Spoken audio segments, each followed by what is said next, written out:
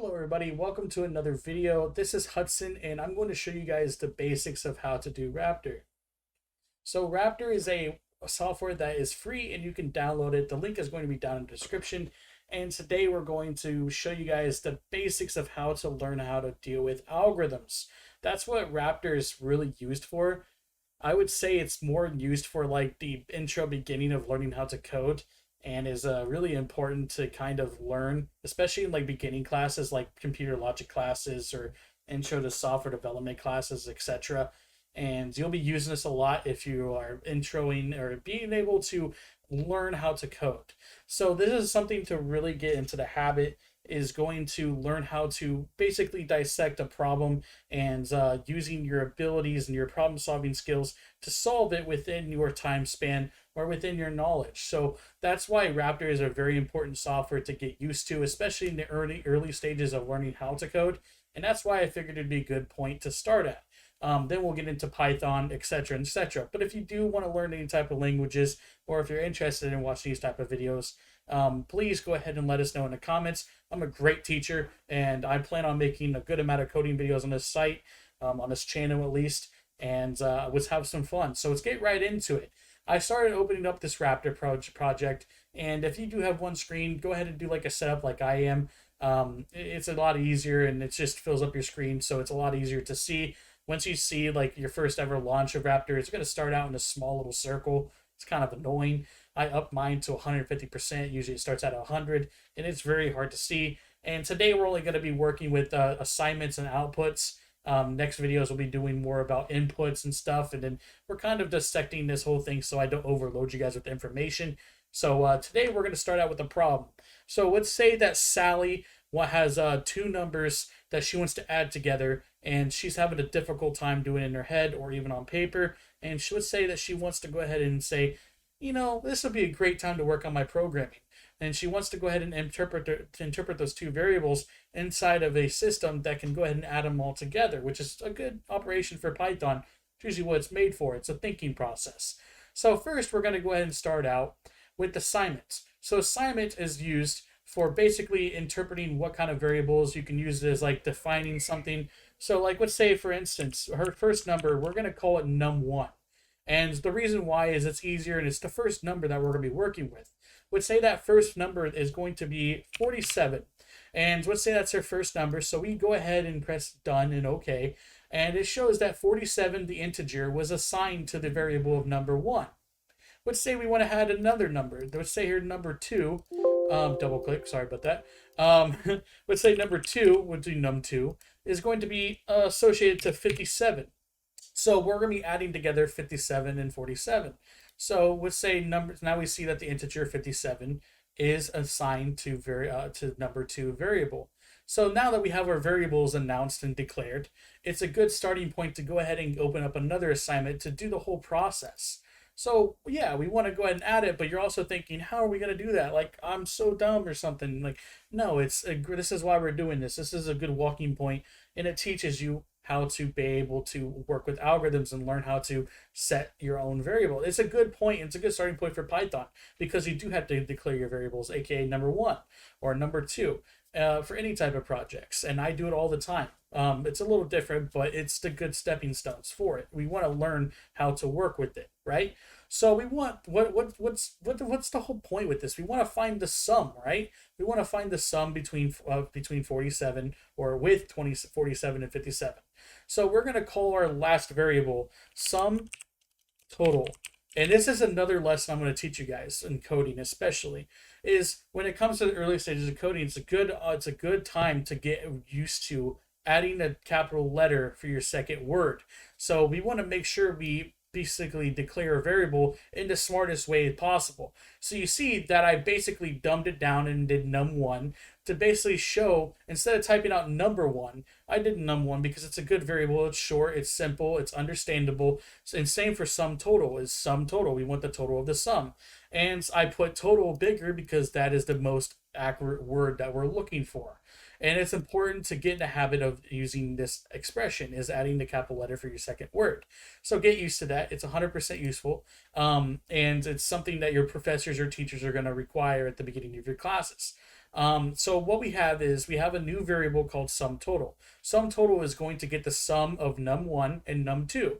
So this is as simple as it gets. So sum total is going to get num1 plus num2.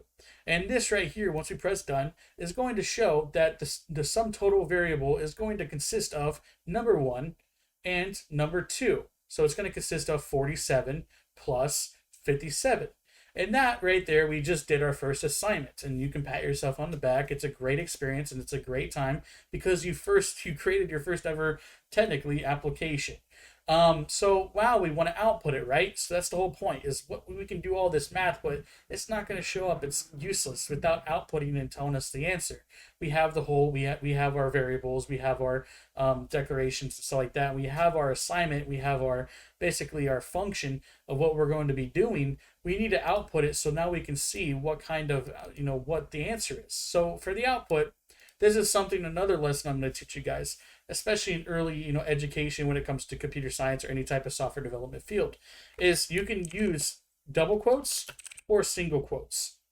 But in the beginning, your professor is most likely going to want you to use double quotes. It's a good lesson to learn, and it's something for future reference because I still use double quotes a lot in Python, but I also use single quotes because you can only use double quotes and single quotes in certain areas only once. But for right now, in this whole process, we're only going to be using double quotes in Raptor, especially since we're not going to be doing anything crazy like open it up VS Code and start typing out our first tinker, God, I can't say it. Our first GUI application, something like that. We're not going to be doing anything crazy, so we don't have to worry about the single quotes or anything like that. So going as our output, let's say we want our output to say the sum of let's say instead of going into too crazy, let's say sum of 47 and 57 is, and then I like to do the semicolon at the end of the statement because it just makes it look a little bit more cleaner and professional. But there's another thing, is because we're going to add a plus the sum total. This is going to basically show the sum, this whole variable right here, this whole argument is number 1 plus number 2. And it's going to show it at the end of the output here. But a lesson to learn is if you don't have a space at the end of this semicolon or this statement, sum total is going to show right next to that. It is not going to be a space. So what I like to do every time I do this is add a space, because you'll see here in a second when we run this program. Now that you see, it's going to output the sum of 47 and 57 is, and it's going to show the sum of this whole argument right here.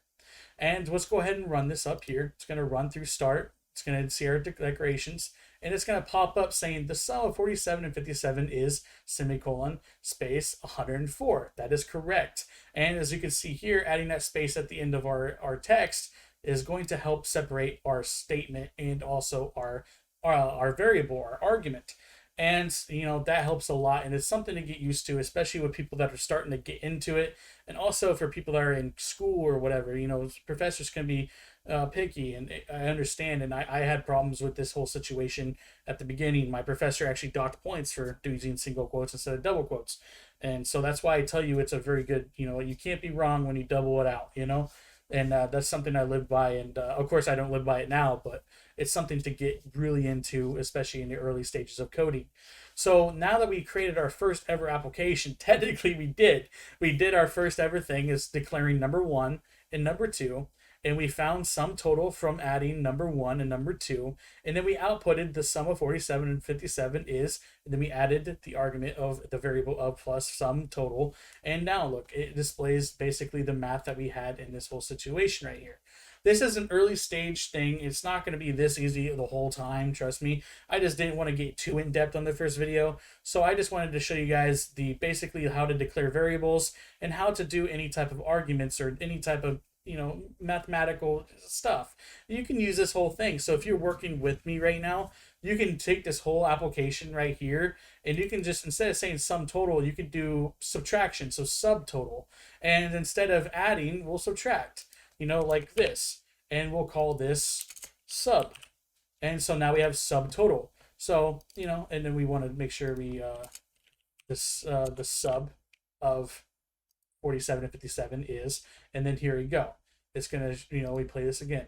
47 minus 57 is, oh yeah, well, I had to have it backwards. So, so 47 and then 57, because you know it'd be in a negative number. That's a different video showing you guys how to make it negative. That's more of a, type of a harder thing for you guys. But, oh, see, I'm so stupid. I forgot to add this up. So there we go. Now we have this. I don't know. I don't know. But will Raptor do it? Will Raptor do negatives? Let's check. So 47. And then we have 57 here. Let's see if it runs. Let's see if it goes negatives. It's been a while since I used this. Yeah, so it does do negatives. Okay, awesome. Well, if you're in PyCon, you have to make sure you allow it to be able to go below 0 and etc. So thank God it actually does on Raptor. So that's awesome. So there you go. Now you can do this. You can add a sub. You can do division. And if you do division, the division's pretty simple. You would just do backslash, and then, it would just be doing like that. It would divide it. So if we run it again, it will divide 47 to 57, and it will be in decimal format. And it's a lot easier. It's a lot easier to do all this stuff in Raptor. That's why we're doing it. In Python, it's a little different. It's a little bit more work, especially going into decimal formats. It's a little different, but we'll get to that in the future. But here today, I'm showing you guys the basics of learning how to deal with algorithms. In the next video, I'll show you guys how to do inputs and then outputs. And then after that, how to do declarations, calling pages, and then selections, loops, and all that good stuff. Arrays, making a counter. It's a lot of fun. So we got a lot of stuff to look forward to. And if you did enjoy this video, that did help you out, please leave a like. And also comment down below what kind of things you would like to see next, especially in the future. It could be science, anything related, especially to Austin. And thank you for him letting me come on here and teach you guys the basics of how to learn how to deal with algorithms and the introduction of getting into coding. It's been an awesome time with you guys. Thank you all, and bye-bye.